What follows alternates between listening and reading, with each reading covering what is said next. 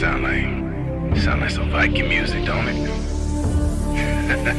Yeah, gotta get it out the mud, that's the only way to win. Who am I to point the finger like I never ever seen? Been through the ups and downs like the letter N. They don't let you through the door, better kick that again.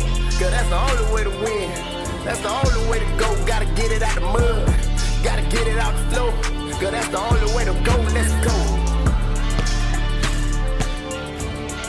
Shooting, lights out.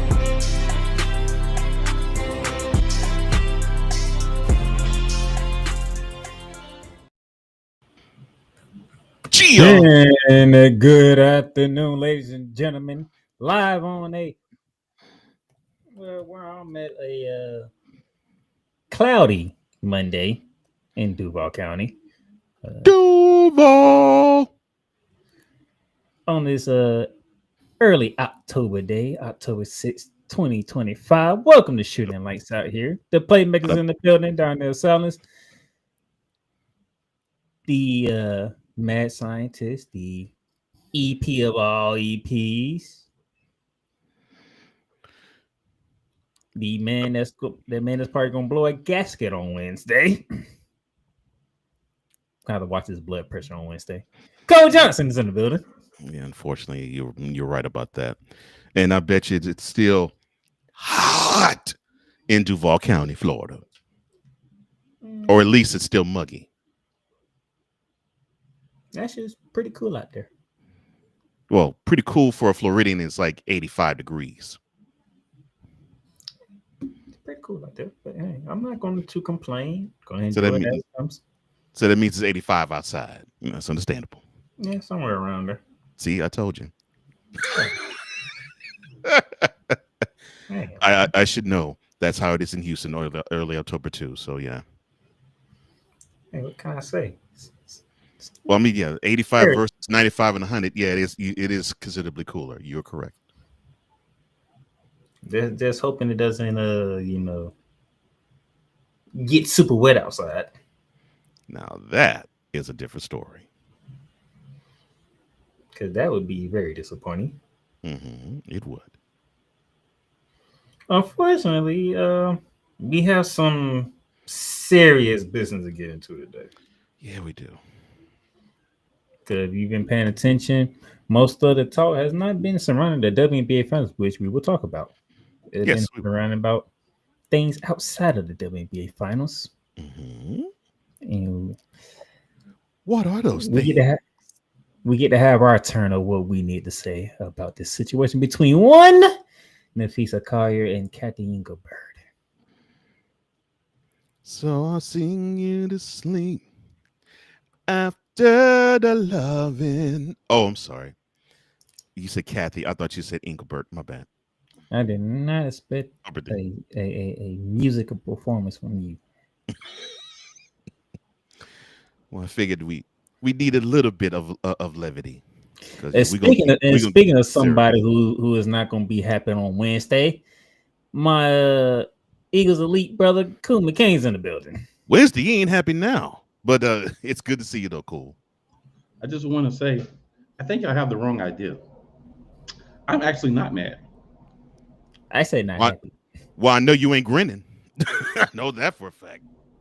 Oh, that's just because I got gas. I got bad gas, man. Oh, I said not happy. I ain't say mad. I said not happy. Oh, I'm actually fine because it proves what I've been trying to tell people.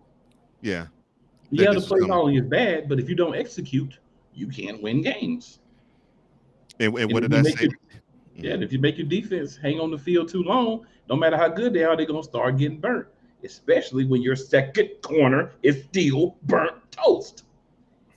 They keep putting guys out there that have lead feet. And what did I say to you this past weekend when we were recording on Playmakers? Hey, man. Play callers. The best part of it is I did get one win, a big win. So you know what? Saturday was fantastic. Sunday, I bet it was fantastic. Sunday was a little tough, but I did remember one other thing. Besides, that I do play like 7 fantasy leagues, and guess what? Everybody got dusted again. Wow, not everybody. They got, can't see me. not they lost. They got dusted. Third week in a row, everybody's getting the business. I have Not, not lost in 3 weeks in not, any of my leagues. not one dusted. Wow. Yeah. Dusting everybody. Mm-mm. So, you know, I mean, your team loses, you still, worst case, tied for the best record in the NFC. And our loss was to an AFC team that we should have beat. Yeah. So So it normally when doesn't. you lose to a team that you should beat, people Mhm. wake the F up in the building and start doing what they're supposed to do and doing things that make sense. So, hey, sometimes you got to catch an L to get the big dub. So I agree with you. It's probably the best case L that you could have. I agree.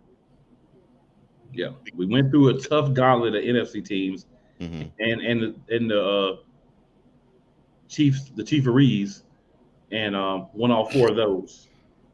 Then we tripped up playing conservative in the 4th against a Broncos team that we shouldn't have lost to. But Agreed. hey, you sometimes have to have that one and be like, okay, what we're doing is not working. So let's Mhm. figure it out. Yeah. Because, you know, as long as you win, ignorant people like Nick Sirianni say, oh, but we're winning. Not winning Yeah. anymore, buddy. No, Now you got to fix it. Well, you heard my terminology of it. Your squad kept playing with food, and I'm like, yeah, one of these days you're gonna play with the wrong food. And what did I say? I'm not going to pick against my team, but you're absolutely right. We keep playing with our food, and one day it's going to fall off the table. Yeah, it's gonna fall off the table. And unfortunately, Sunday the food fell off the table. All the way off Yeah. the table.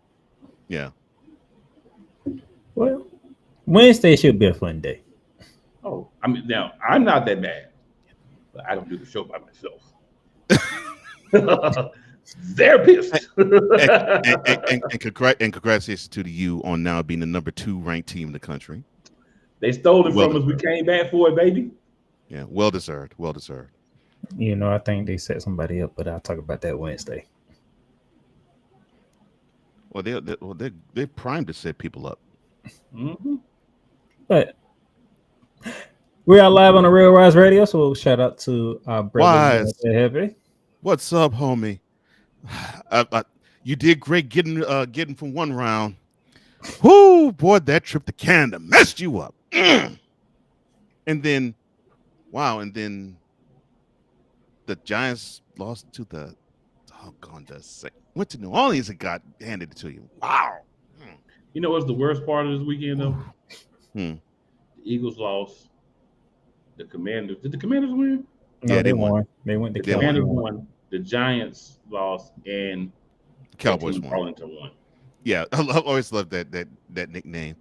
The Arlington football team had the nerve to win.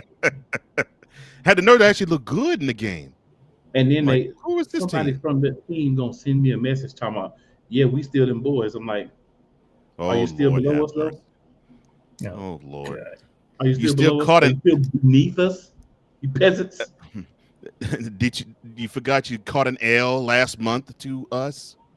I'm like, come on. And All you right, before we dive more too much into football, a very short around the hardwood this go around. So let's see how much info we get out of these.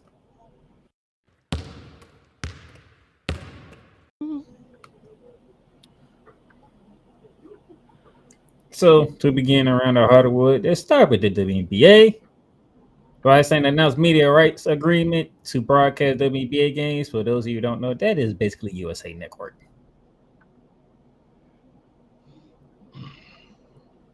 Which is already part of the deal because they are part of what company, Cole Johnson?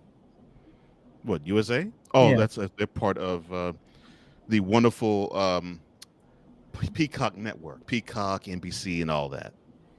So as of right now, because we don't know what's going to happen in the future, these are the media partners for the WNBA. Who you think? How you feel about the media? And all the good games are still not gonna be on TV. You stole the thought out of my head. I'm like, they got all these media partners, and we ain't gonna see when it comes to September, we won't see hide nor hair at the WNBA. No, August, we won't see hide nor hair at the WNBA. on any of these networks. Ion, You Prime. might see him on Ion. Well, okay, I'm sorry. Yeah, I'm sorry. You The one ain't nobody don't know about you get the wing in the sky on Ion, but USA, Peacock, and the people. NBC, Prime Video, ESPN, ESP2, ABC. We won't see anything WNBA until the middle of September. And you know, if you want to set us up, prove us wrong by actually showing us that you know how to put games on. You haven't done it yet, so we're gonna ride on you. That's what it is, Kathy. Oh, we're gonna have a wonderful time talking about all Kathy. Yeah, but she's part of that too. She's part of all of this. She could be like, yeah, look at what I'm doing, extending the brand. Yeah. Okay, fine.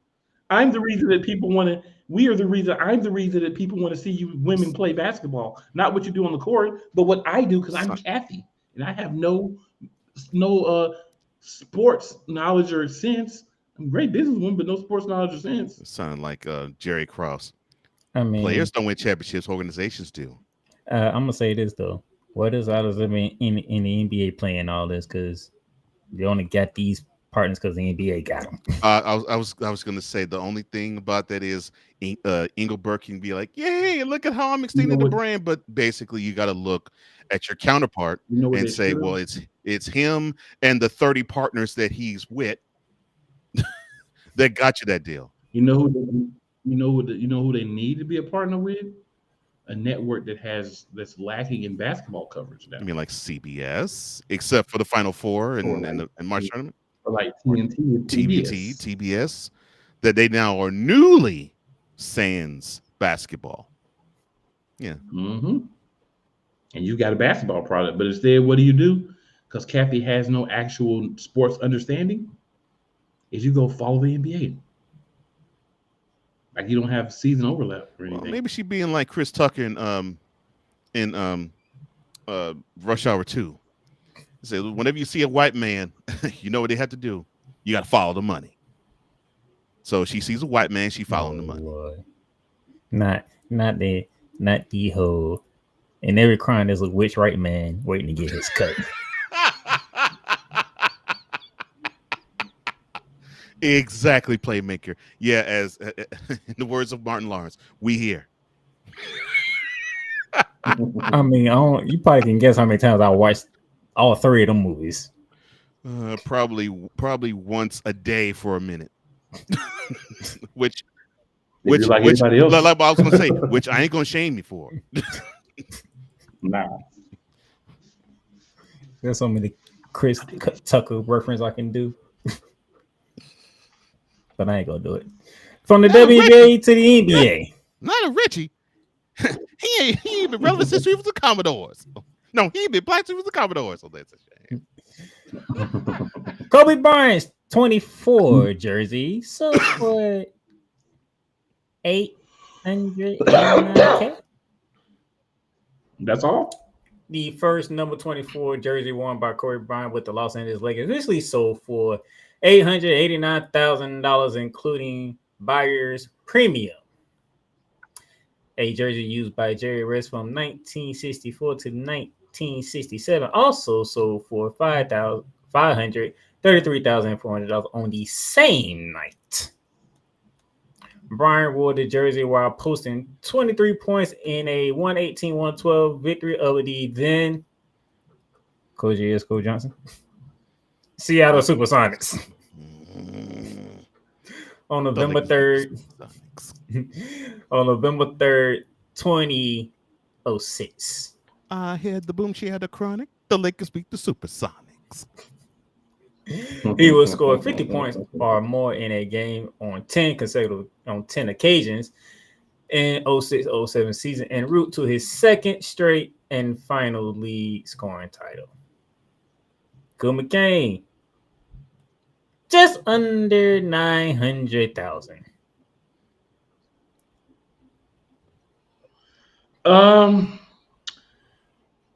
It should have been more.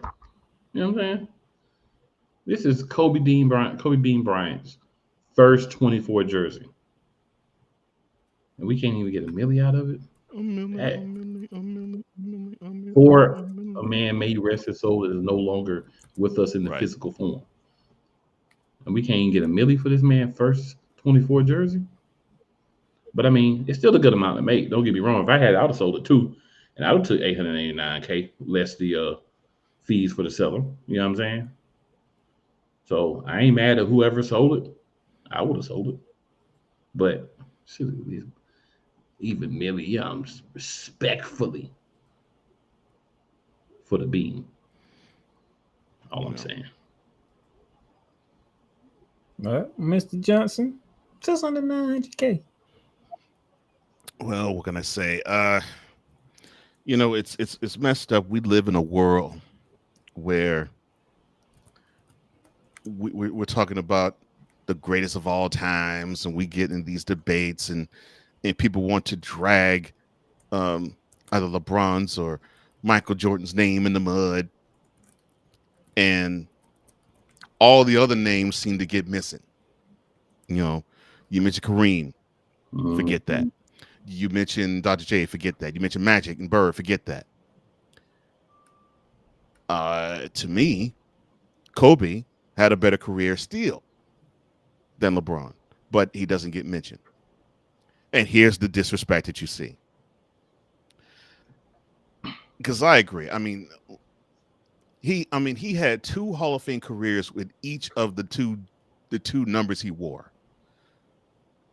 And if you doubt me, he scored over 10,000 points with each number. So darn near basically the same numbers. Almost identical. Almost identical. Yeah. But if you say that, Mr. Johnson, you know what's going to happen. Yeah. You know what's going to happen. LeBron wore number 6 before 23. Yeah, LeBron, he's the best player that wore 2 numbers. Shut up. It's just the utter disrespect that Kobe Bean gets still exists. And here he is. He still really isn't cold in the ground. I mean, he's 5.5 years passed on, and still almost 6, and still he gets overlooked. Gets overlooked because he was called Robin to Shaq's Batman with the first 3 chips he won. And then they doubt the last 2, but don't give him the credit because he was the lead dog in those 2 chips. But they piss on him because he got swept by Dirk in 2011 in the conference semifinals and got dogged by the Celtics in 2008's finals. Although he won MVP that year, his lone MVP of his career. It's actual fact. So my thing is the whole 3-peat with Shaq. They wouldn't even got the 3-1 for Kobe. I agree.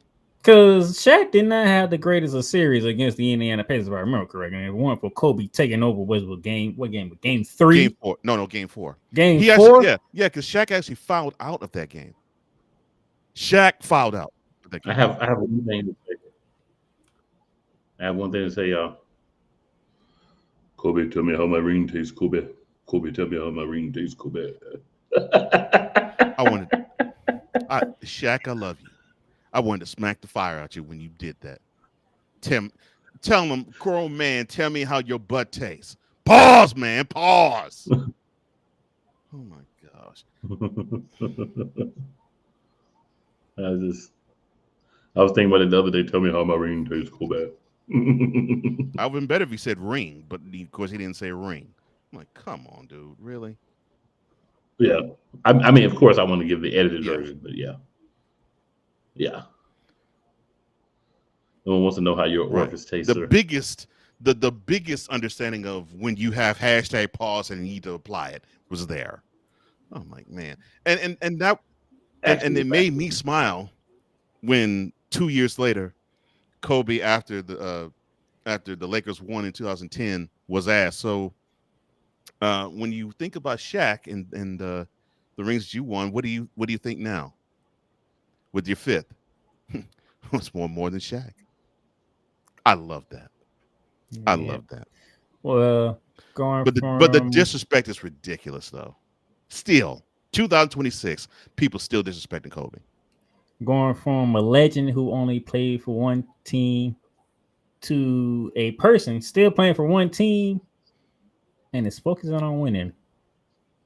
Jonathan Kuminga. He's focusing on winning. Focusing on winning. When? What did he tell this lie? Well, you finna find out. Oh. 2 days after ending a 92-day contract standoff with the only NBA franchise he has ever known, Golden State Warriors wing Jonathan Kuminga went through his first practice of his 5th season Thursday afternoon. 90 minutes after it wrapped up, Kuminga met with local reporters to discuss the oddity of the moment. He just signed a 2-year, $46.8 million contract, normally a pledge of loyalty between organization and the young player. But everything about the contingent negotiation and structure of the deal points the opposite way. Kuminga accepted the extra money. His qualifying offer was $7.9 million, but sources say he felt forced into the team option structure. The Warriors also required he waived his enhanced no trade clause. That's what I texted you earlier, Cole. Oh, where is this going? So there is a general feeling that he was signed to be a trade option once he is eligible to be moved in mid-January. Kuminga and agent Anthony Turner also spent their summer searching out sign and trade opportunities with teams like the Sacramento Kings and the Phoenix Suns. I'm going to stop right there. Cool McCain. Jonathan Kuminga is focusing on the season at hand with the hopes of being traded in 2026. This is a brilliant move for Jonathan Kuminga, and I'll tell you why in my opinion. Jonathan Kuminga has a 2-year deal. Anyone who's going to trade for him is going to have to give up some reasonable assets. So if you get ready to trade for him and you call his agent, like, let's say you're like Minnesota, just throwing a team out there, right? And he's like, nah, I don't want to play for Minnesota. So you can trade for me, but I won't sign an extension with you. They're not going to trade for him. So he's essentially still doing a sign and trade with himself because he can make the decision based on what he tells them. Most teams, unless you're talking about like Houston or somebody who's just like, we just trying to win the next 2 years and we don't care. Most teams are not going to trade for a young guy who says, I'm not going to re-sign a deal that's only signed for 2 years. Because we know with these contracts, every year, they're getting bigger and bigger and bigger and bigger. So I think it's a smart move by Kuminga. I also think it's smart by Golden State because now they will get the assets when the trade eventually happens, whether it's this year or sometime next year. Mr. Johnson, you have been a big adversary of this whole situation with the Golden State Warriors and Jonathan Kuminga. Here's your latest update. I don't disagree with what Cool said. In fact, I get that. I think his agent basically said, "Well, they're not going to." All right, let me backtrack. So this whole standoff was the team wanted to give him more years, not necessarily more money, more years, and stick with the trade option being with the team. Kuminga was like, "No, I'm not going to sign a deal unless I have the player option with the deal to actually get out or trade." And that was his stance. That's what he stuck with. But to Cool's point, I think his agent team talked to him and said, "Well, you could probably force them into a signing trade and you can control it from there. Although it doesn't in writing say that you have a player option with the trade, you can influence it." So that's the Cool's point, and I agree with that. My issue is homie decided to say, "Oh, I ain't signing no contract unless I have the option. You give me a player option, I'll sign. If the player option's there, then I'll put my John Hancock on the dotted line. I will be yours until I don't want to be yours no more." And he put his John Hancock on the dotted line, and he still does not have a player option. Now, the aforementioned understanding is why I get it, but you can't pop off at the mouth and say, "I will not sign a contract unless it's of this nature," and then you sign a contract that is of the nature you said that you won't sign a contract for. So, to me, when I see that, all I'm thinking is, "You a lie! And I'm like, and still, you got the Lakeup group holding Kuminga by the balls. Oh, so sorry. That's the wrong thing to say, especially about that group. I'm so sorry. I am so very sorry. I mean, you still have the Warriors controlling and influencing Kuminga.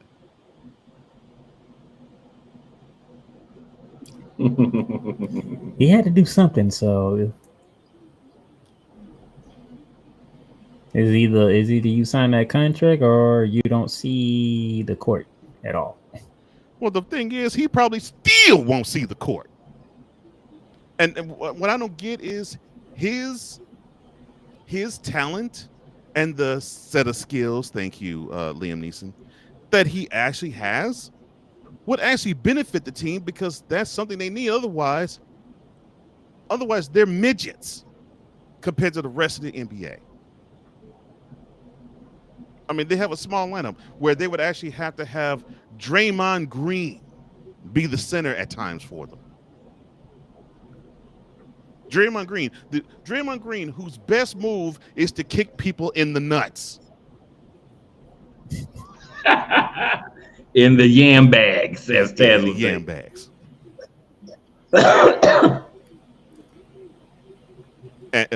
Playmaker, am I wrong? Thank you. I'm just gonna follow this story. So, so when we get to January, which will be 2026, we will see who will be on the move and whatnot. So yeah, this will be in less than, this will be around 3-ish months or so. Yes, we shall see. But yeah, I would like for this whole thing to be over with. Period. And unfortunately, it won't be for a while. So it won't. Because you raised a good point too, Playmaker. Why, Mr. Kerr, are you not playing Mr. Kuminga? Is it a coach's decision, or is it a sexual? I mean, ownership decision?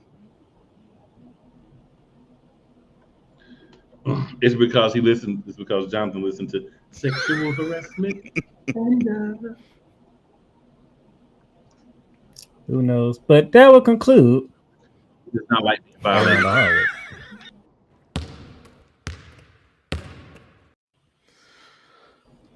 It's my thoughts. I bet. You ain't off. Commercial break here, and then when we come back, WNBA Finals, because we do have a series left to go in the WNBA series. It's not much of a series, but we do have. The disrespect is real. Put some respect on it. Hey, Eagles fan.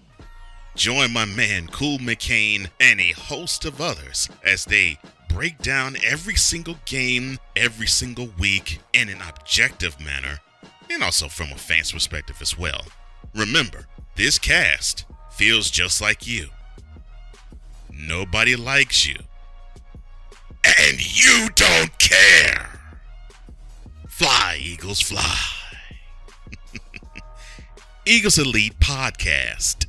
Every Wednesday at 8:30 p.m. Eastern on YouTube and other podcast outlets.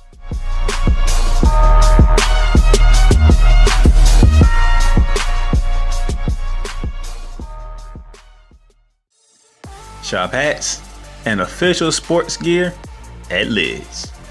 Lids is the leader and #1 destination for hats, gears, and everything that moves you, making it the perfect shop for fans to find official sports hats, merchandise, and gear.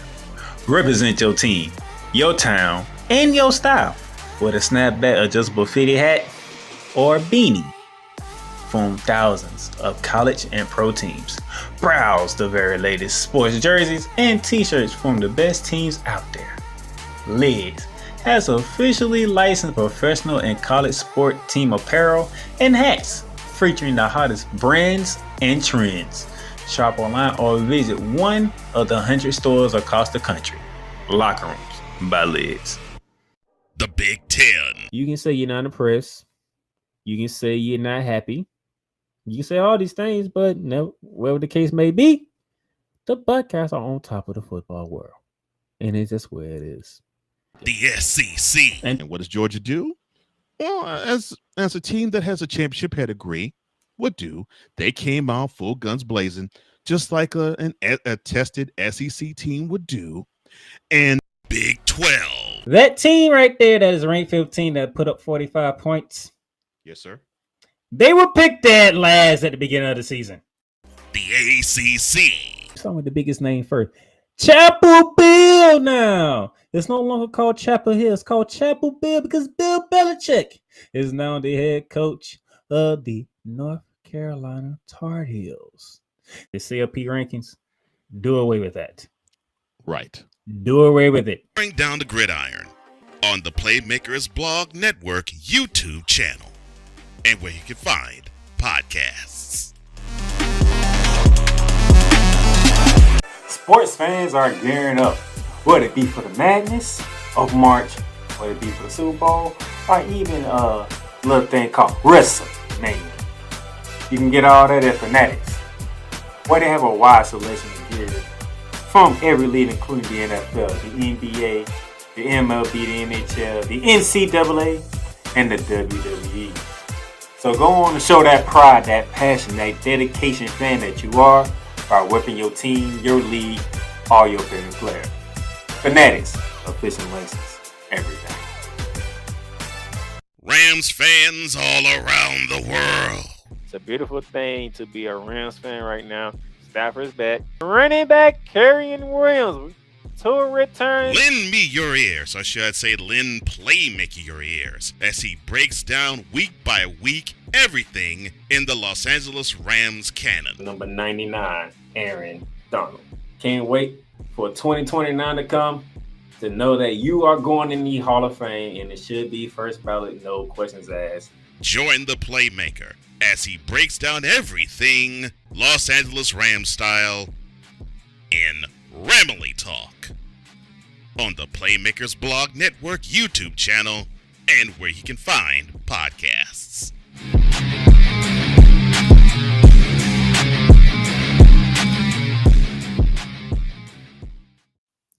Chapel Bill getting. Yeah! Yeah, I don't think it's Chapel Hill anymore. I think it's Chapel Hill. Like, yeah, I might need to say this on Wednesday, but why is everybody like all surprised that, like, dude, never coached in college until just now? Like, He has no knowledge Of the game. He has no knowledge of how to get Right. players. That's not his Yeah. strong suit. College, you have to be able to get good players, and he can't motivate nobody. see, everybody look, they have 2-time, 6-time Super Bowl champion. That is the NFL. That is Yeah, not it's a college. Different brand, different game. I mean, people said the same thing about Nick Saban. They said, well, he was a horrible NFL coach. he was cheating. Went to college, and he Yeah. ends up being one of the greatest college coaches of all time. Just remember, he was cheating. Oh, wow. Never forget. He's a cheater. We know you ain't never going to forget. We know that. Your Never team, forget. Cheater, your cheater, team beat him in a Super Bowl. How are you still trying to rub it in his face as if they beat you the 2 times you faced him in the Super Bowl? Well, they shouldn't have did it either. So the fact that they stole the Super Bowl, I will not forget as long as I have breath within my He said he my shouldn't body. have beat him either time. Man, to be honest, I don't even care. To beat him either time. I put that more on Donovan McNabb than anything. He said he shouldn't have beat them either time. It's with every breath he might be. Fine. Like T.O. came back and he was playing his butt off. Was it a broken foot, broken leg, whatever he had? And ran on it. The other team is calling out your plays from the sidelines. There has been cheating going on. And Donovan McNabb, I don't know what was going on with Donovan. Yeah, well, he decided to toss everything, including his lunch.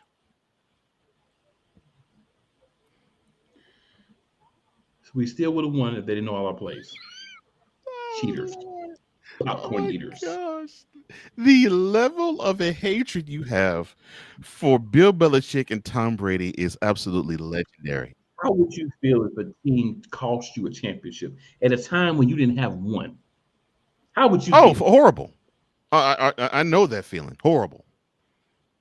But your you know first what? one came against them. First Super But Bowl that ring was came not when it against them. should Yeah, have first been. Super Bowl. It should have been when they cheated us. Yeah, the first Super Bowl ring came against them. I mean, the Eagles are a team that did win NFL championships too. So yeah, we had NFL championships. You know, no one wants to recognize those because, you know, they're haters like that. Okay. Oh wow! We'll just keep stacking Super Bowl wins until you shut up. And now you have 2 thus far. So it should be 3. If you want to go that route, technically it should be 4 because I don't think y'all should have lost the first one to the Chiefs, to be honest. They have their own place of hate as well. Believe me. You remember that image playmaker that you grabbed Wednesday for the Georgia Tech Wake Forest game? That is how Cool remembers that Super Bowl. The referee shirt jersey exchange with Patrick Mahomes or Patty Mayo. That's what I remember from that Super Bowl. The referees exchanging their shirt for Patrick Mahomes' jersey. Speaking of championships, because they were all on one team. We have 2 teams fighting for a championship in the Phoenix Mercury and the Las Vegas. Only one is actually in the first ever best out of 7 series in the WNBA. That's going to end in 4. We are 2 games in. Both games in Vegas have been played. Game 1. 86-89 victory for the Las Vegas Aces. Miss MVP herself, 20-10-5. But she bench help. The bench showed up in game 1. Dana Evans dropping 21. Jude Lord dropping 18 with 4 boards. Mr. Johnson, I'm gonna go to you first because your girl Alicia Thomas, she wished she had those free throws back. Well, yeah. I mean, look at the difference of the score. I mean, this is the thing that you have to think about in moments like these. This is the biggest platform that these women will have, of course, outside the Olympics, but still, for the WBA, this is the biggest platform you'll have. So everything counts. I mean, everything. Missed shots, dribbles off the feet, bad passes, and for sure, missed free throws. And it is.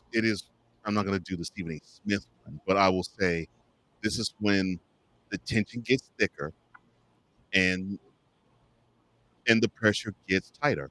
And so when you have that happen, you're going to have these mistakes that you don't normally see wonderful all-world players make.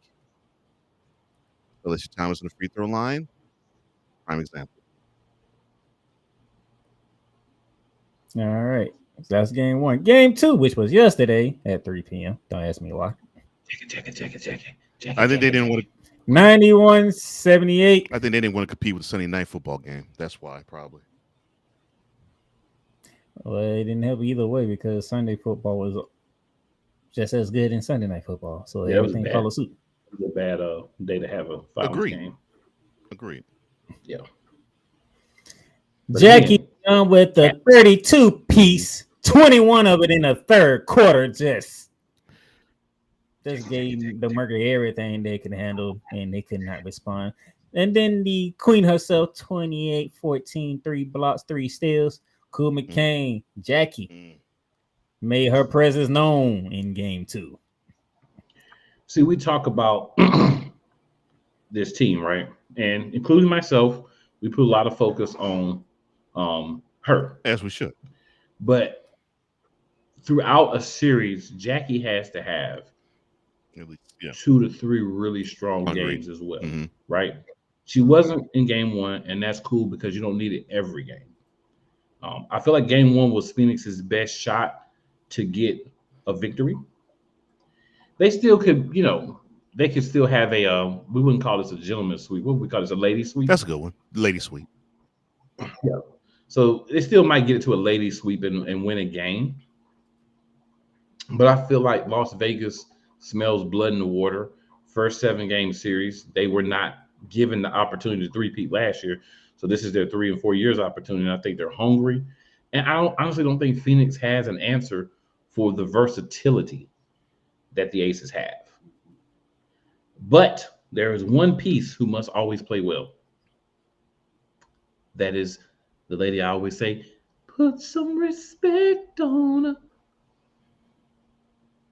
I shouldn't have to say it no more. That's what it takes.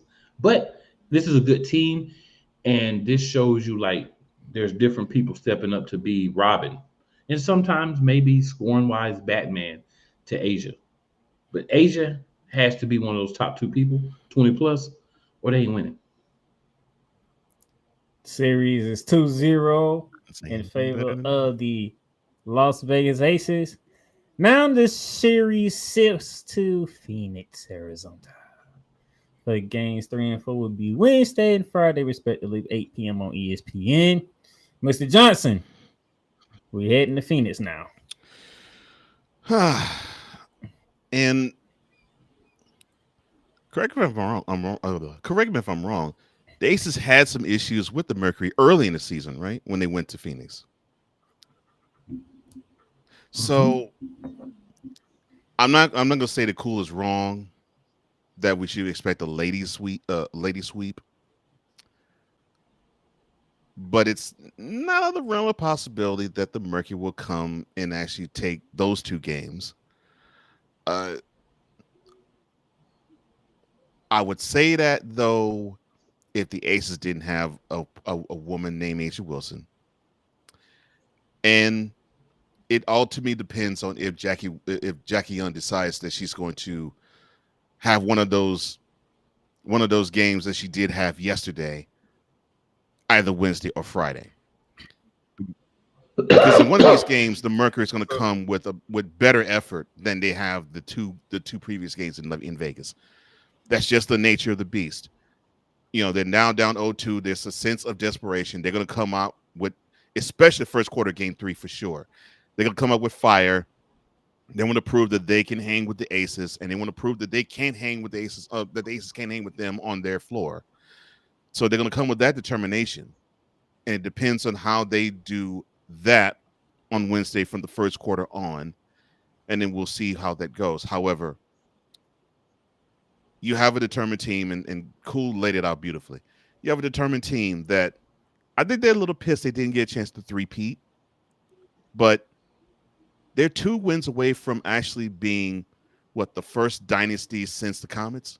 So we're good now in seeing a new power rise up, a new power that we will always talk about in glowing terms. So the Mercury have a battle on their hands. We'll see if the Aces can withstand the barrage they're going to get Wednesday in the first quarter. To answer your question, Las Vegas took 3 out of 4 in the regular season. Okay. Thank you. But the first one, they did have trouble earlier in the season before Asia had rolled to her. That's what I was thinking. Back to her end. I'm trying to figure out, was that before they got beat by like 50-something points by Minnesota, and then Asia was like, okay, this has got to stop. So if you that's what I was thinking. Don't want it to change, don't even show up to the gym, or if you wanted to change, you will meet me at the gym, and all of a sudden Las Vegas took off from there. That's what Cool said is exactly what I was thinking. Early in the season, the Aces weren't the team that we've seen now. But once Asia was like, okay, yeah, enough of this crap. Get on my back, everybody. Yeah, you too, Becky, and we're gonna get a ring out of this. There isn't a team that has played better than the Aces ever since Asia was like, that MVP is mine, that Finals MVP is mine, and that trophy is ours. Ever since that announcement was made, all they took was the Minnesota Lynx to smack them in Las Vegas. That's all it took. So basically, ever since July, that has been the focus for the Aces, and that's definitely been the focus of Asia. And unfortunately, and I have a lot of respect for Alicia Thomas, I do, but she's not an Asia Wilson. And when you have that type of focus from that elite of a player, just forget about it.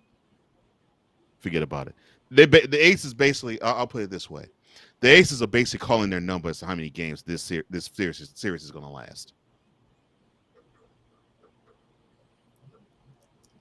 Like I said, games 3 is Wednesday, game 4 is Friday. If Phoenix wants to show up and defend home turf, as I like to say when I talk to the men's side, when you win 2 games at home, only thing you did was defend home court. Who wants to win on the road first is usually the question on this. That's what the series normally. So if the Phoenix Mercury wants to defend home court, then you'll be back at home for a game 6. If not, either you get beat at home in 4, or you get beat in 5 back in Vegas. So my rebuttal to that would be, I don't think it's up to Phoenix. I don't care if they're at home or not. It's up to Las Vegas.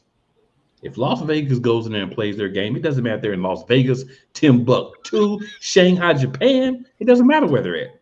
They are by far the better team in this series. So it's up to them how many games this series go. Maybe they split with Phoenix so they can win a championship in Vegas in game 5. But I don't see this going more than a lady sweep. That's good. Now, let's be clear. Let's be clear. I've been wrong multiple times, and I could be wrong again. But I promise you. Even if this See, the thing with you is you say what you mean, and you mean what you say. You say with conviction. Yeah, I don't mind being wrong. You know, and I'm cool on this. I think the Aces are calling their number on this. Whichever. If they feel the sweep is coming, they don't care if they celebrate on Phoenix's home floor. Cool. If they want to go back to Vegas and celebrate, that's cool too. But they have the. What's scary is they have the talent advantage and they have the elite player advantage to boot. So both of my guys here are saying Sunday is the last WNBA game of 2025 as well. Possible at the very most. Yeah, I can't see this series going 6. I most certainly don't see it going 7. So you're saying Sunday? That's the cutoff day. Yeah. Next Sunday in Vegas is probably going to be the last WNBA game 2025, possibly, because it may be even earlier than that. To me, it is how can the Aces adjust from the barrage that they're going to see Wednesday when they tip off at 5 local time. I'm sorry, 6 local time because they're still mountain there. 6 local time in Phoenix. If they can withstand their barrage in the first quarter and they adjust accordingly and they play their game the rest of the way, that to me is where the series will end, and it will tell you if this is going to go 4 or 5.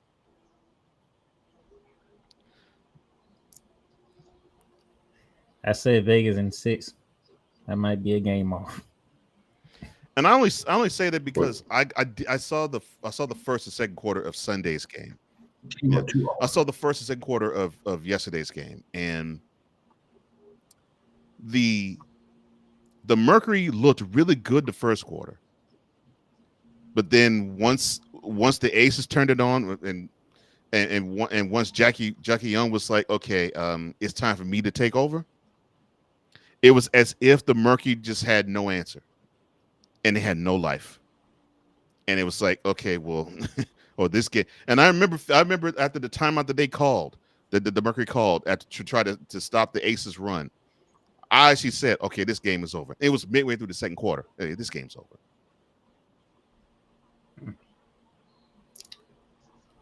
So there you have it. It looks like Vegas will be celebrating another title. Yeah, it's just a matter of when. Yeah. This year WNBA Finals talk for this episode. Another commercial break and one big comeback. It is the story sweeping the nation. How I know it's sweeping the nation? People was posting this that it made Dateline news. When does the WNBA ever make Dateline news? Caffey. We'll be back. Everything Boston. I love you morons. You kids on the block. New Edition. Dear whatever the law firm is. Sincerely, the U.S. Supreme Court. Ben Affleck, Matt Damon. Go yourself again, Jason Whitlock.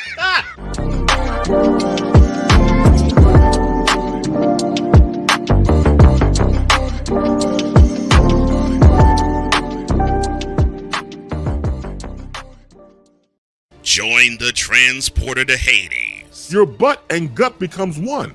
Join the reformer of hooker whores. This is my daughter, Placenta Booty Johnson. Join the bronze god. Whenever you are in distress, take off your baseball cap and throw it in the air. Join your very own superhero of broadcasting, Chris Bass. So whatever color crayon they get, they palm it and do 2 circles, and that translates to I can be the black people. As she takes you through the week's paces in Baseline.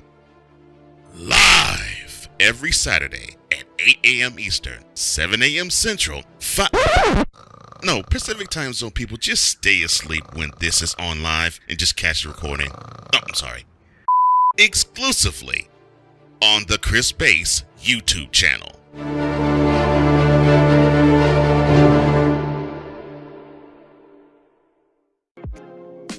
Get Mounts of Entertainment with Paramount Plus. Stream new movies such as Mean Girls, Transformers Rise of the Beast, and Good Burger 2 with Paramount Plus. Stream live sports such as the UEFA Champions League, the NFL on CBS, the PGA Tour, and March Madness. Catch hit CBS shows such as Fire Country, Ghost, NCIS, and more. But also catch exclusive originals for Paramount Plus such as Special Arts Lioness, The Famous Stallones, the new streaming home, or Showtime. Watch Showtime original series and movies when you sign up with Paramount Plus with Showtime. Make it a fun, action-packed adventure for the whole family and create kid-friendly profiles for the little ones. So much to stream with Paramount Plus with over 45,000 full episodes from BET, CBS, Comedy Central, MTV, Nickelodeon, and more. Paramount Plus, Mountains of Entertainment. This is a BS3 Network presentation.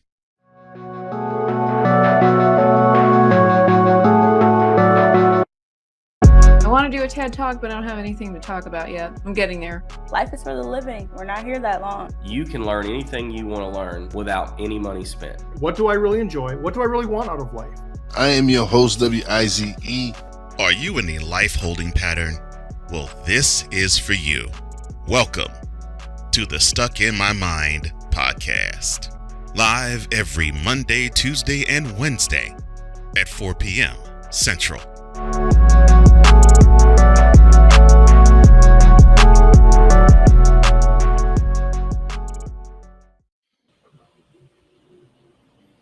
And welcome back to Turning Lights Out here as we get ready to get to some serious business here because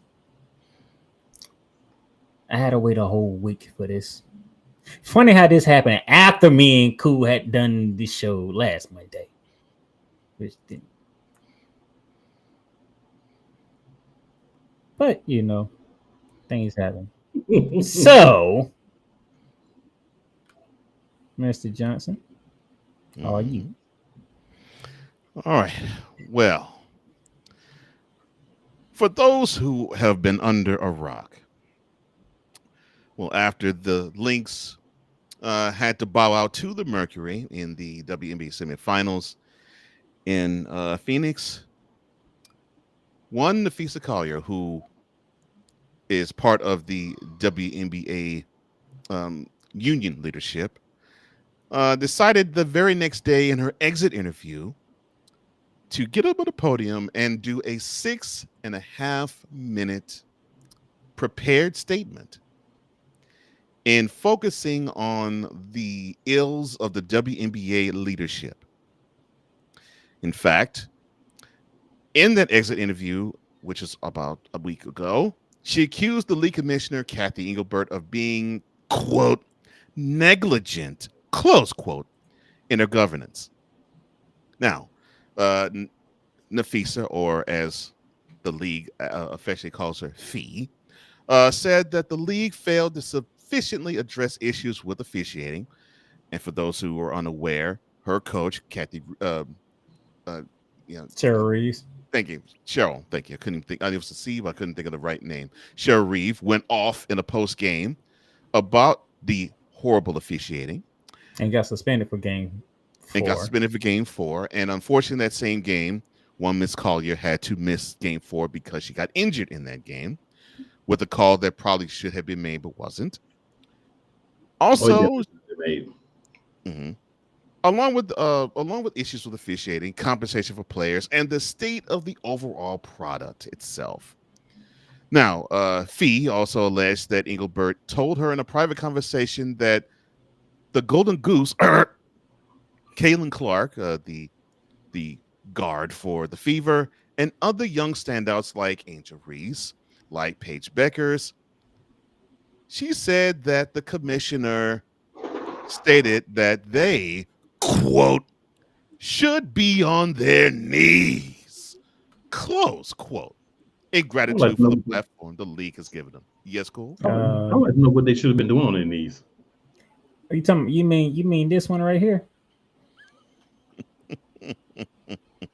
Oh, yes. Now, let me get to that. And you led me beautifully to that. So, there was a private conversation that Nafisa and Kathy Engelbert, the commissioner of the WNBA, had. And this was around earlier in the year. And I still can't believe this was actually vocalized. But yes, Miss Engelbert said to Miss Collier, quote, Kaylin should be grateful she makes $16 million off the court. Without the platform that the WNBA gives her, she wouldn't make anything. Close quote. Okay, now I must interject. Oh, and before you interject, in that same conversation, and this is actually what Fee said too, quote, and in that same conversation, she told me players should be on their knees thanking their lucky stars for the media rights deal that I got them. Close quote. Yes, Playmaker. You mean this right here? The very first Around the Hardwood story that you covered. Yes, sir. Yes. So let me interject here. Notice she said I'm gonna get to that. I want to get to the get on your knees. I want to get to the Caitlin Clark part because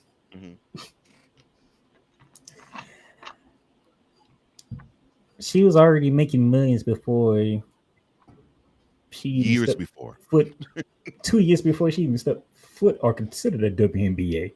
She was making millions while she was in Iowa. Yeah, not even an elite program for women's basketball. That's irrelevant. I did this for her. Right, cool. I see what you did. I see what you did. So this right here that makes no sense whatsoever. Okay. Now Cole Johnson can't continue on, but I'm gonna go ahead and say this now. For somebody of the official Collier status, this doesn't come out of nowhere and throw this out in the public for no reason whatsoever. No. Agreed. She does not. So whatever was said in private didn't get the result that she was looking for. She tried it the nice way. She tried it the diplomatic way. The diplomatic way. That didn't work. So she said, you know what? Just go to the public. Because it seems like when you go to the public, things like to change all of a sudden. Yeah, things seem to change quickly. Sometimes you got to do it for the ladies. Sometimes you got to do it for the hood. Hey. Now, there's one thing that Coach Johnson didn't get to yet, but if he can read this one, because this is probably one of the most damning ones that she said. Yes. Now, in this 6.5 minute exit interview where basically we saw one Miss Collier perform the WNBA's version of Ether. Old school hip hop fans know exactly what I'm talking about when I mention that. Part of also what she said was the following that you see right there. Quote, I still can't believe this was stated. But Collier said, we have the best fans in the world, the best players in the world, but the worst leadership in the world. Close quote. Now, she went on to say along those lines, quote, if I didn't know exactly what the job entailed, maybe I wouldn't feel this way, but unfortunately for them, I do. We serve a league that has shown that they think championship coaches and Hall of Fame players are dispensable, and that's fine. It's professional sports, but I will not stand quietly by and allow different standards to be applied at the league level. Close quote. Now, the commissioner didn't sit by idly. She heard those remarks. And in a response, one Miss Engelbert said that she has the, quote, utmost respect, close quote, for Fee, but she felt, quote, disheartened, close quote, by how her conversation went and how it was characterized. Now, the commissioner released a statement and she said, quote, my focus remains on ensuring a bright future for the players and the WNBA, including collaborating on how we continue to elevate the game. I am disheartened by how Nafisa characterized our conversations and league leadership, but even when our perspectives differ, my commitment to the players and to this work will not waver. Close. And look for me. Stephen A. Smith came out and said, weak ass statement. Literally. And he said it about 4 times. And we know if Stephen A. Smith said it, then Playmaker believes it. Oh, wow. Why are you like this with him? That's cool. I don't know. It came out before I could stop it. I apologize. Please carry on. But basically, if you did not hear my wonderful brother cough, he said, Miss Engelbert, you straight line. Straight. Not straight, you straight line. And line like line on the floor, not line like L-Y, like L-I-E. You line. So she came out with this statement that was characterized as a weak ass statement from Stephen A. Smith. Mm-hmm. And then guess who got heard of that statement and decided to talk about it after game 1? What do you call her, Cool McCain? That is her. Her. Capital H, capital E, capital R. Yes. And yes, just like the recording artist, A'ja Wilson is her too. And the strong voice that A'ja Wilson does lend to this wonderful platform. She said, as you said, after game 1 of the WNBA Finals post-game press conference, quote, I was honestly disgusted by the comments that Kathy made. I'm going to ride with Fee. We got to continue to stand on business. Close quote. And the beautiful part about this has been the players showing support for one Miss Collier. A'ja, Sophie Cunningham. I believe Lexi Hall came on and said. And I was just about to go with her. The alternative player rep for the Fever, Lexi Hull, she actually said the statement as follows, quote, I think I agree with everything Fee said. We are at a really important time in the league and changes need to be made. And so you're seeing her talk about that and really proud of her for making that statement today. Close quote. I mean, it's just beautiful to see the representation for the players. Now, I basically said, and I said on this platform, when I saw the number, when I saw the percentage point for how much these players make for the total revenue of the league, I said, you know, this We can whine about the NBA needs to make it rain in the club on the WNBA. We could say the ownership needs to pour more money into the game. But I'm like, nothing will happen until these ladies stand up for themselves and say, we need to make a change. And they collectively, with one huge loud voice, say the change needs to be made because this is ridiculous. We need more. We need better representation. We need better understanding of what the product is. We need for you all to understand that we bring more to the table than just looking cute on the basketball court showing skills.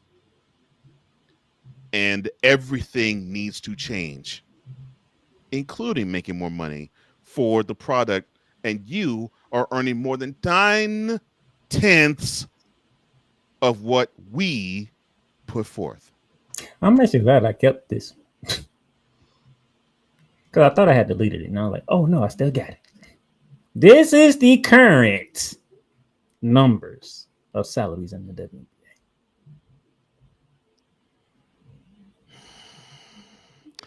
It's just ridiculous that when you have the platform that these ladies have, and we could probably say, well, yeah, it's been in effect almost 3 decades. When you have this platform and you see how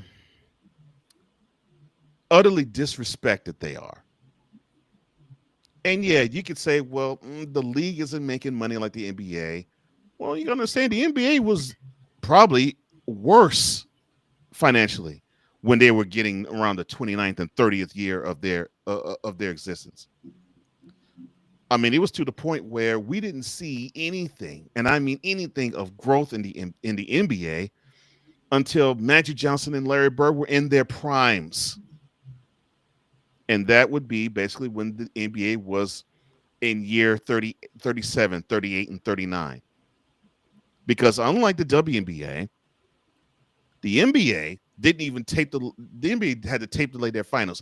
You wouldn't be able to see a finals game until it was 11:30 p.m. on the East Coast. Yeah, when it was Johnny Carson or now Jimmy Fallon. When you saw Jimmy Fallon, CBS put forth the NBA Finals. Playoffs too, but the NBA Finals. The league was this close to filing for bankruptcy. Now, for the WNBA, that has not happened, thankfully for them. But before people pop off in the mouth and say, well, they have to attack advertisers. They ain't making money on the NBA because they don't have the exciting product that the NBA has.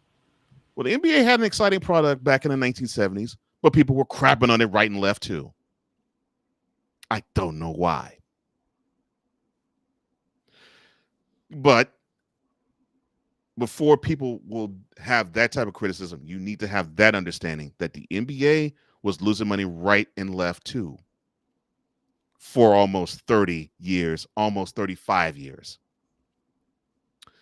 So it's ridiculous that you have in 2025, your first contract that you sign, you don't even make $100,000. The Asia Wilsons, the Fisa Colliers of the game, and probably the Alyssa Thomases of the game, the most they can make is $250,000. That's the most they can make. Oh, and next year they'll make just a little over, possibly $250,000. And you wonder why these if there is a next year, right? Now you wonder why these players go overseas and they play, because they actually make, some of these players, they make 3, sometimes 4, sometimes 5 times as much as this. If I could slide in. Go ahead, cool.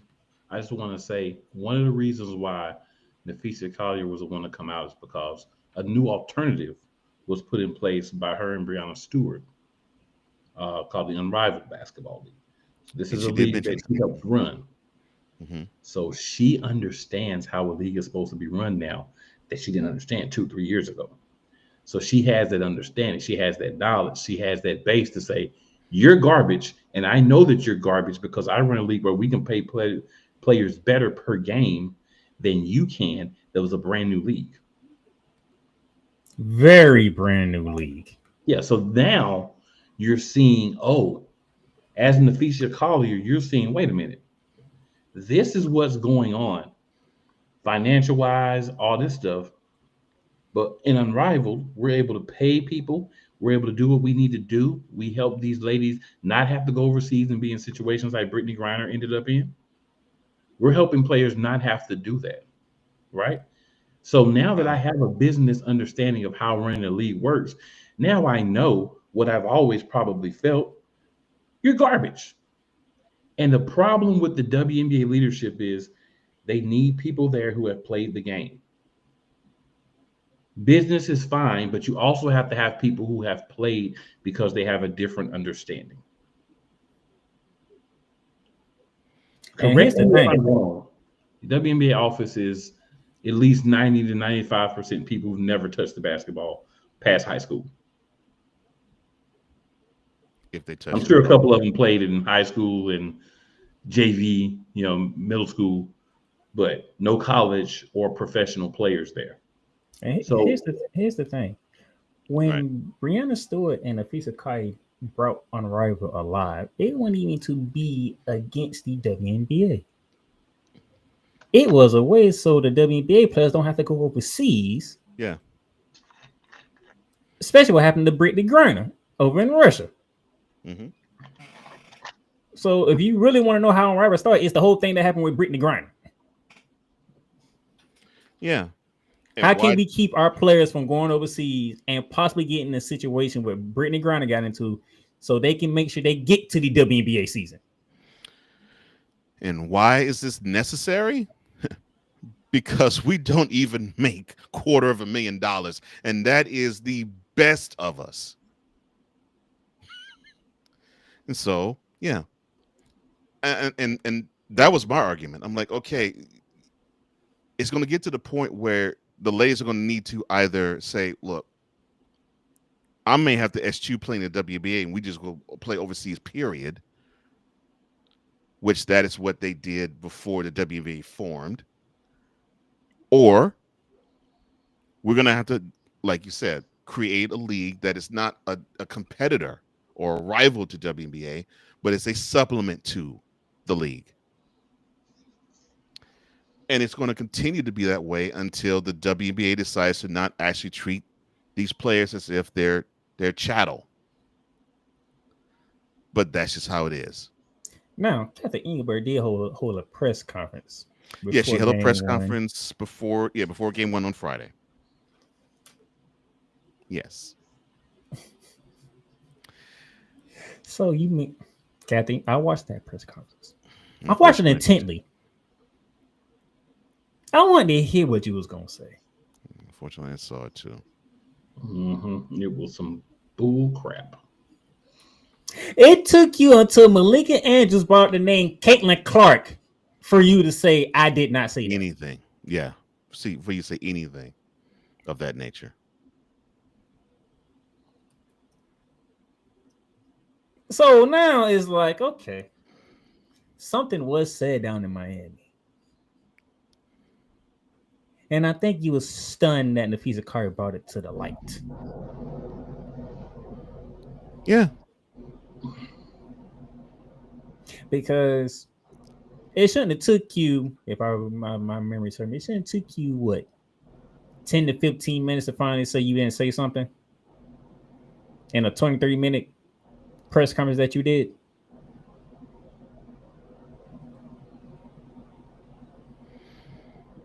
There was some inaccuracies in that statement, is what you were saying. Inaccuracies. I'm glad what you mentioned that were word. those inaccuracies? Yes. What were those inaccuracies? Yes, that's the one. Yes, that's the one thing I want to know. What were the inaccuracies that Nafisa Collier mischaracterized in the conversations that you had with her earlier this year, Miss Engelberg? And this is one thing, because I was going around and listening to Scott Van Pelt. He said there's never been someone that can take down commissioners so calmly and have the support of everybody and no opposition whatsoever. Mhm. Not one player has said opposite. I'm glad you actually said that because that's what I wanted to bring next. So the WNPBA, which if you don't know, that's the union, they released a statement in saying the following, quote, Nafisa Collier is an outstanding leader and officer of this union. When Fee speaks, people listen. We are confident that her words today speak to the feelings and experiences of many, if not most or all of our members. The leaders of this league and its teams would benefit from listening to her powerful statement. The players know their value, even if the league does not. They are fighting for their legacy and the future of basketball. Close quote. You had Fever's head coach, Stephanie White, a former NBA player herself and a longtime coach in the league, say the following herself, quote, I have a lot of respect for Fee, and I'm thankful that we have strong women that are willing to say the things that matter and say the things that will move the needle for change. Close quote.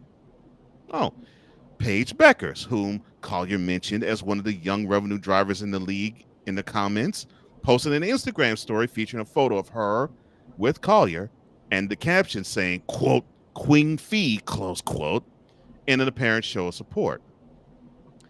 Chicago Sky star Angel Reese, she posted on X, quote, 10 of 10, no notes, exclamation point, close quote. Oh, how about the WNBPA president, Neko Wimike?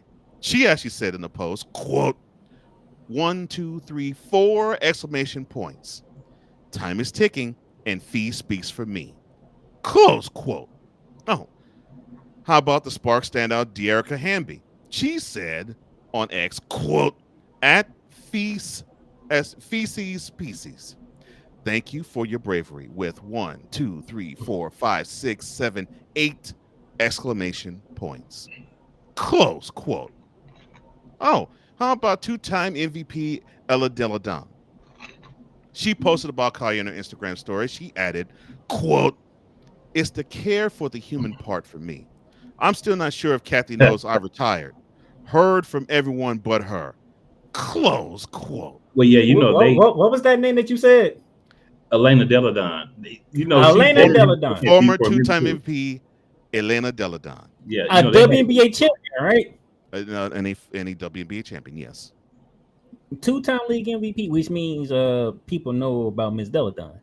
Yeah. So the name carries a lot of weight. Yes. Who stepped away 2 years ago. Mm-hmm. The very same. And she said, what? Quote, it's the care for the human part for me. I'm still not sure if Kathy knows I retired. That sentence right there. Heard from everyone but her. Close quote. How are you the commissioner and one of the top players, one of the top 25 players, one of the top 25 players in the league. Ever. Yeah. Can come out and say that you don't even know if she retired. The three of us knew she retired, because that's when we sat here and said, well, Watson gonna be down for some years. And that's gonna be the reason why they're gonna take a down spiral, because they won't have her. You're right. Yeah, the three of us know that, and we don't even run anything basketball-wise. There's no in the world a commissioner should be said about that. Go ahead, Cole. Full of people who don't understand the game. They understand the business side, but they don't understand the game. Calling people, reaching out to people. Hey, Elena, you know, hate that you're gone, but you know, we'll miss you. We'll try to plan something for you with the team, you know, to get you some love and appreciation that you deserve and all those things. But when you don't have the sports understanding part and you're running a league. Yeah, you're running a whole entire league. This is why the players are all like, yeah, Fee got it. And here's the crazy thing. They had when they was doing NBA countdown before, I believe, I forgot, was it before one of the games, and they was talking to Asia Wilson. Mm-hmm. Asia sent here and said, I haven't heard because I'm getting ready for the game, you know, so what, but this is what she said, quote, knowing Fee, and she gave that look. And I said, "Oh, so they already know." Yeah, they they have didn't to talk talk to each about other. They already know. Yeah, they didn't talk. They just ain't came out with nothing yet. Mm-hmm. He said, "Girl, let me tell you what she said. Don't say nothing, but let me, girl." Mm-hmm. I said, "Oh, your top two players in your league. Your number 1 and 2 players are in sync with each other. Yeah. And against you." And then the aforementioned Golden Goose was asked about what happened. Mm-hmm. Yeah. And she basically said, quote, "Yeah, V made some valid points," close quote. And I'm like, oh, wow. I mean, it's just, just the mountain of condemnation that is falling on the head of one Kathy Engelbert is absolutely breathtaking to watch. I mean, it's very entertaining too. And it's extremely entertaining because you're watching a. So for those who don't know, these two fellas do. I used to do a sports show called Cold Sports, and there was a segment, and Miss Engelbert would have been a candidate of this, where I would pick out somebody who seems to say one thing and seems to ignore everything else, like she has, or he, in this case, she has no ability to read the room. And I would actually call that person tone deaf. So I went ahead and looked this We need up, Cold Sports back too. This is back, what? Let me see. What's the date on this? We going back to pretty much 2 months ago. Mm-hmm. Actually, exactly 2 months ago. Mm-hmm. Per Miss Ogumake, who we all three of us love so much. Mm-hmm. The WNBA latest offer to its players, while dramatically increasing the salary cap and maximum base salary, which a lead source just could quadruple to at least $1 million from their current $249,244 ceiling. Follow the same model as the current CBA. Uh-oh. That don't sound good though. And this is when everybody's like, "Oh, the players, they rejected a 400% increase." And this is when Cole, I don't know if you remember, this is when I came on here and I said,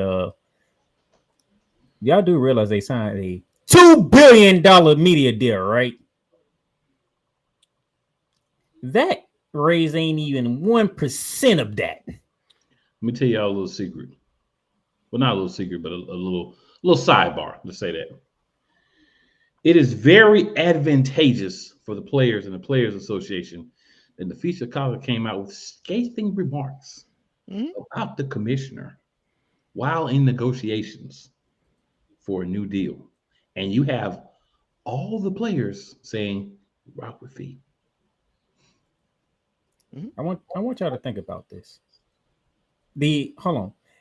You said you did say that Kathy Engelbert was the one who got that deal, right? You did. No. Right?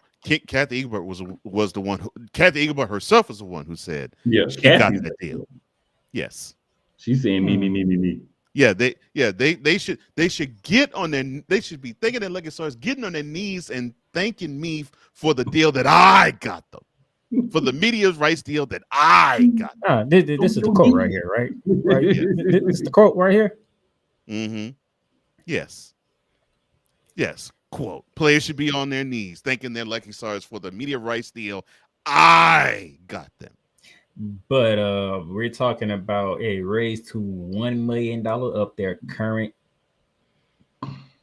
salary. Of the maximum they can get is $250,000 at current. And the same model as the current CBA? With that current CBA is what, 9.3? No, trust me, that number is sketched in my memory for like forever. Ridiculous. The players and the total revenue of the WNBA earn 9.3% of the whole pie. I mean, how much BS sense does that make? That's the current.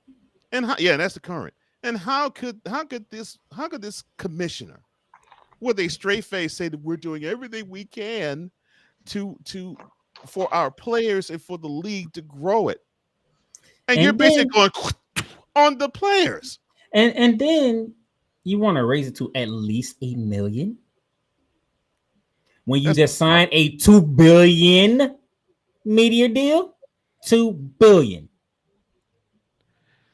See, this is where you get it. This is where the world gets a chance to look at how power players look at those they think are pawns, roaches, rats, and scum. And unfortunately, one Miss Engelbert represents the ownership.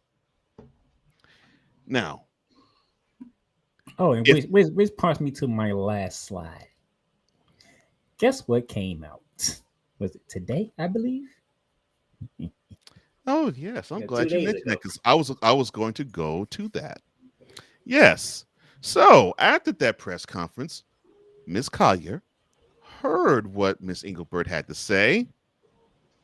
And in that press conference, one of the things that Miss Engelbert said was that the two of them were going to meet somehow, some way, in person, over telephone, or via Zoom or Skype, but some way next week they were going to, or this week, they were going to meet and talk. Well, Collier said that she canceled her meeting with Miss Engelbert. And yes, it was last week when that was announced. She actually put forth that Saturday. Now, Fee said that she previously texted Engelbert, said that she was open to meeting with her this week to discuss the criticism of Engelbert and the league at the press conference that she did in her exit interview this past Tuesday.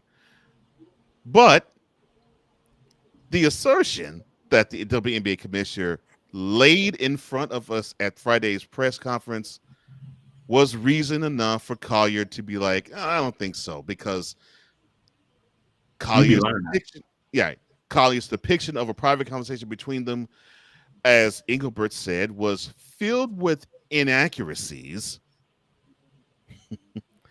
And now, Miss Collier's words has, quote, pretty much pushed the relationship beyond repair, close quote.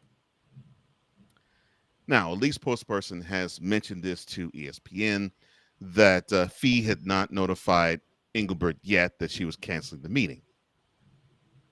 Now, in that press conference on Friday, she vehemently denied that. She basically said that Kaylin and other standouts should be on their knees, thanking her for the league media rights deal and all of what the platform has given them.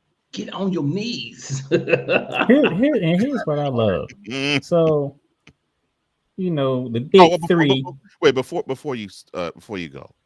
So this was what she actually said in that press conference. Engelbert, quote, there's a lot of inaccuracy out there through social media and all of this reporting. I highly respect the players. There is a lot of emotion and passion going on right now between collective bargaining, and I am obviously disheartened. Close quote. Go ahead, Playmaker. You see, this is what I love. See, because they had the big three go to the press conference, and then they came back. For Adria Carter and Chanel Gumike to both look at you, and they come out with more questions than they have answers. That's worse. That's worse right there. In her position, a press conference is supposed to clear up anything that is murky or controversial or in doubt. But we walked out of there like you said with Andrea and Shanae. I got more questions to ask that woman than answers after that press conference than before. Sad. Well, that's what happens when people who understand the game of basketball are there asking you questions. Now, you don't have a PR team to help you because, again, you don't have people ready to understand the game. It's just business. Here's my thing. Go back to the question my two brothers asked. What was inaccurate about y'all conversation down in Miami? Because either you said it or you didn't. Yeah. Yeah. What are these inaccuracies that you She said? She didn't say get on her knees and bow to me. She just said they need to bow to me. I just said they need to bow to me. I didn't say anything about them get on their knees. Right. Now you have to get on your knees to bow. So right. Yeah. Right. Like that. Yeah. There is. This is something that has not been talked about, but it has actually we've actually skirted on it, all three of us. There is this air of superiority, and you sense it and you see it from Engelbert. There is this air of superiority, and I'll even put it along these lines. Although some of the players are white, but let's be honest. It's like when you see some white people culturally appropriate. The powers that be will look at them as black. And so I really do believe you're seeing a dynamic of, well, we white upper crust individuals look at you black peons as nothing. And that's why you barely deserve for a maximum to get $1 million. You people don't even deserve $1 million. Yeah, we're doing this out of the benevolence of our heart, out of the kindness of our heart. We are saying the best of the best can earn $1 million in a year, which is crazy because Caitlin Clark comes in. You have a whole new audience coming in out of nowhere. Thanks to her, viewership is even when she did get injured, viewership was still up this year, and it's like, what are we doing?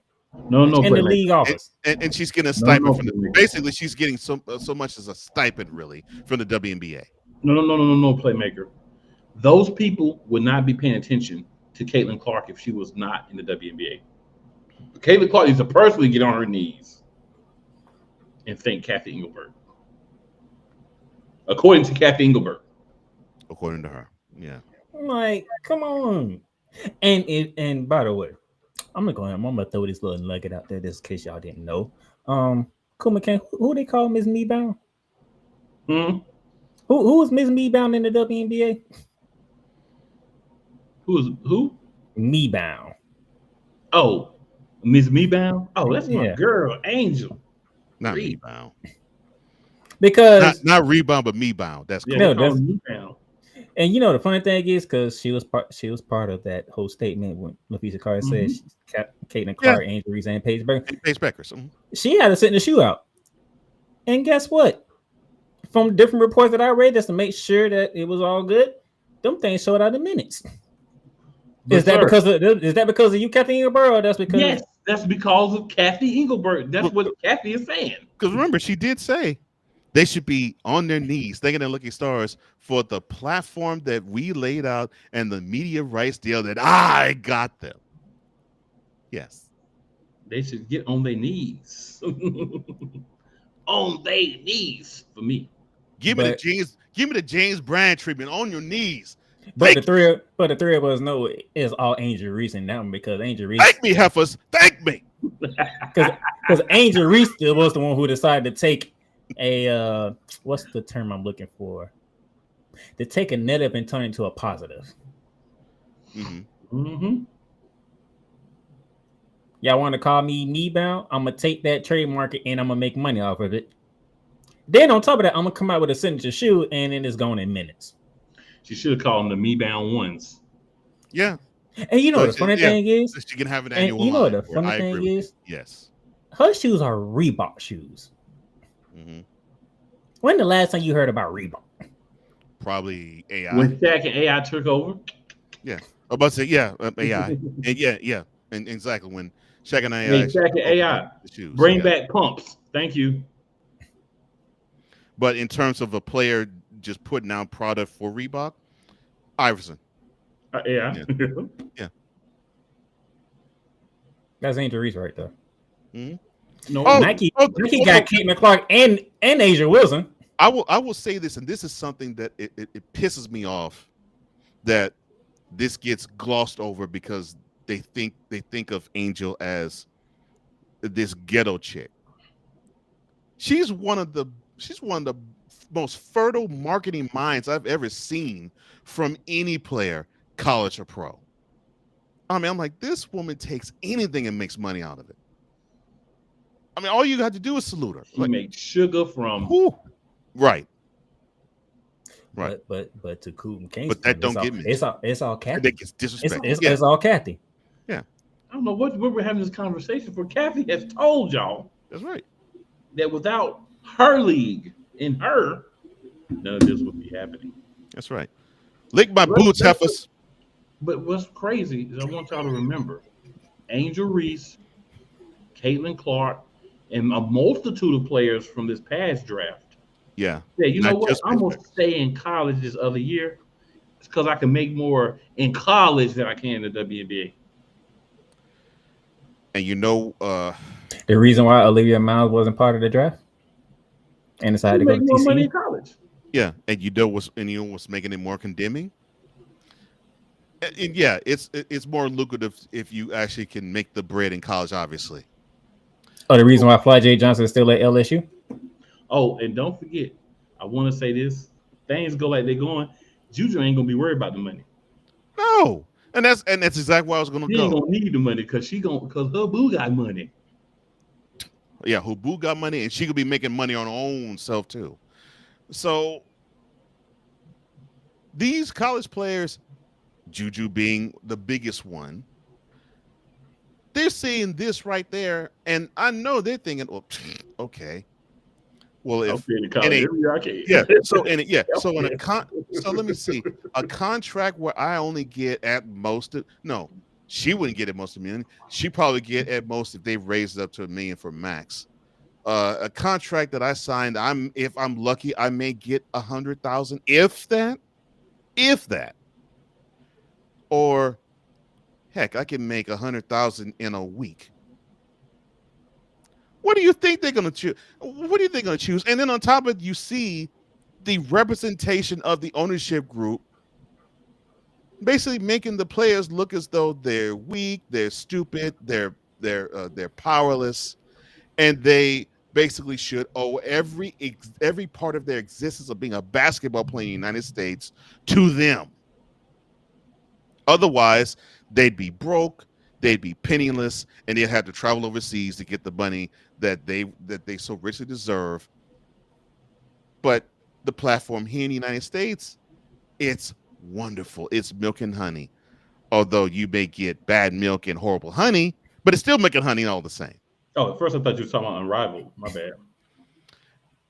And enter now Unrivaled, where you might start to see these beautiful segue, cool. You will probably start to see these college players actually leverage being in the WNBA, be like, yeah, I'm available for the WNBA draft, but then play for Unrivaled. And not playing the WNBA at all. That's a possibility. Yeah. Because if one Miss Engelbert still wants to have this high horse and think that the WNBA is the ultimate platform for women's professional basketball, you're going to have something like Unrivaled get you off your behind and yet high horse, get off that ivory tower, walk down to the people and realize, oh, we need to come off of some real bread and we need to respect the people who actually make us the money and compensate them properly. You know what make it worse for Miss Engelbert? Yeah, we know the piece of Collier and Breonna Stewart came up with this idea. Guess who's the CEO of it? That would be Collier's husband. Yeah, Collier's husband is. Yeah, husband. Yeah, her husband is. Yeah. And in her statement, she detailed what he does. Yeah, she mentioned as the president. Yeah, not by name, but she mentioned him by title. Yeah. Mm-hmm. How he makes phone calls to every player. Well, that goes right back to what Della Don said about how Engelbert doesn't have the human touch to the players. That's a direct shot to that. And it further gets you to understand that Engelbert has this this feel of, well, I'm for the players, but no, you're not. You're for your bosses. She got an and, here's the funny thing is, you're under Adam Silver. You ain't take nothing that Adam Silver does. Oh no, she took the rights deal, but she says it's hers. Remember? Because Adam Silver is like a players commissioner on the NBA side. Maybe she thinks he's weak. She might kowtowing the players. She might. But yet the players ain't calling him out. They have no reason to. No, they don't. They're making money hand over fist. He's a player. The owners ain't put him in a bad position. No, because they're making money hand over fist too. Which that is what the commissioner is supposed to do. The commissioner is supposed to, yes, represent the ownership group, but it's supposed to make it feasible for the players to do their job and not have to worry about, well, is the officiating going to be sorry? Am I making the money commensurate to the talent that I have? Is it possible that I have these certain unalienable rights of being a player and it's not going to be looked at by the ownership? The commission is supposed to look out for both entities. And it's not a conflict of interest either. But yeah, you're under Adam Silver, because without Adam Silver, you don't even have that deal at all. There's no new media deal without the NBA. There could be one with TNT. I digress. So you may digress, but there's a lot of truth to that, and you know it. So if the three of us, we do want a WNBA season in 2026, by the way, because you got 2 more teams coming. Yeah. I'm about to say that, and the league needs to have that happen because of you got two new teams coming. Silly rabbits. We need to get Kathy up out of here. Well, I mean, I think that is where we might have to head. And the issue that I have overall, the CBA deal ends in Halloween. Right. I'm about to say we have we have 3.5 weeks before the current deal is over. Now they won't be playing until the spring. Yeah, that's January like they did before. So more than likely this will probably get done probably later in the fall, sometime in the winter. But I get the feeling we are going in the realm of having the players force the ownership group's arm to get old Engelbert out the paint and get a new commissioner in place that actually understands their positioning and actually treats them as the human beings they are and actually treats them as the business partners that they should be treated like. Because I think that is where we're headed. I think they're headed to, we're not going to, this is what I believe. I think we're about to see the WNBPA say to the ownership group, we ain't signing jack until that heifer's out as commissioner. Get a new commissioner in. We'll see a good deal, because I think we'll get a better deal than what she's proposing. And we'll probably be more apt to sign. Otherwise, we're not doing a thing until she's gone.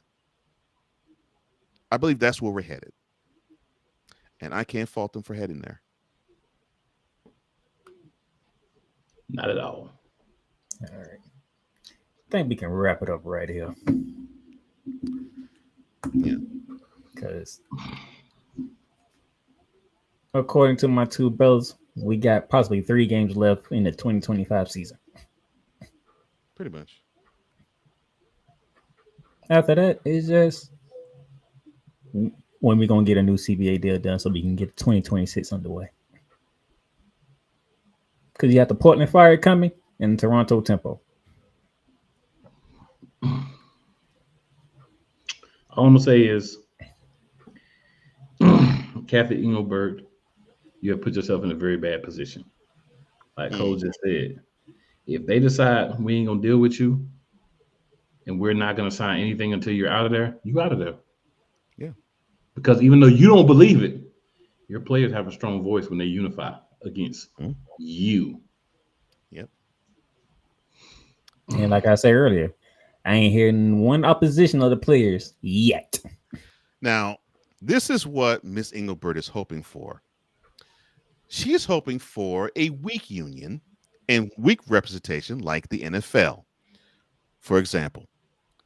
So when the NFL asked, all right, we'll put it to the players, and this came in Goodell's voice, we'll put it to the players. Should we add a 17th game to the schedule? Yes or no?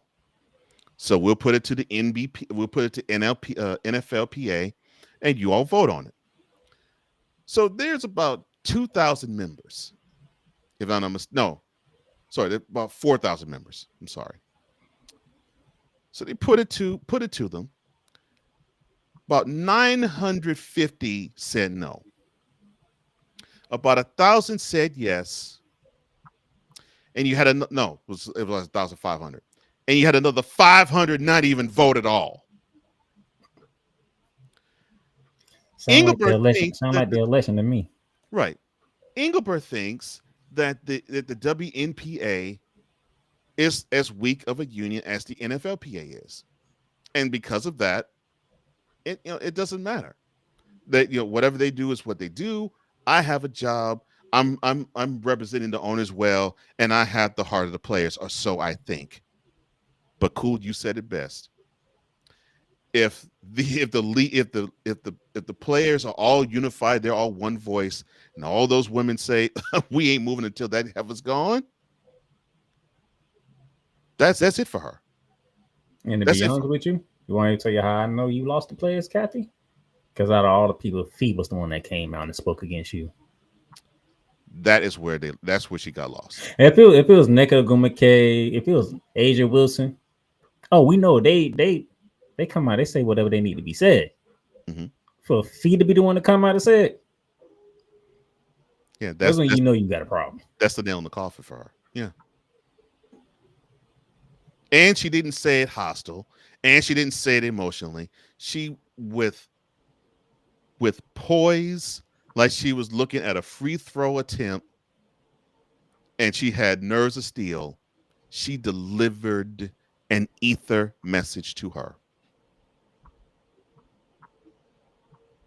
And I'm proud of her doing it. I'm proud of Fee for actually putting forth what I've been hoping for, because when I saw that those players were only making 9% of the whole total revenue, I'm like, I said, these girls need to rise up. They need to stand up as one voice and say, no, we ain't taking this, because we're worth a whole lot more than this, and you know it, and you need to come off of some more. You need to. I'm gonna end it right there. Cool McCain down at the bottom. Cole Johnson on the playmaker. We'll see you next Monday. Either we'll be talking about the end of the season, or there's some more games being played, or game 6 and 7. Yeah. Be easy. You've done good. You've done great.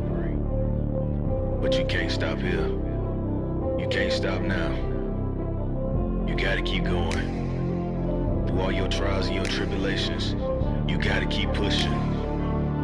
Now, finish your canvas. Yeah, gotta get it out the mud, that's the only way to win. Who am I to point the finger like I never ever seen? Been through the ups and downs like the letter N. They don't let you through the door, better kick that again.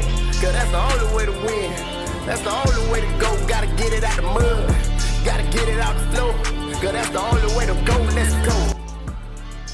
Thank you for tuning in to today's episode. If you want to follow the podcast, you can follow it on all streaming platforms, including Apple Podcasts, Google Podcasts, Spotify, Stitcher, and a whole lot more. This has been Shooting the Lights Out.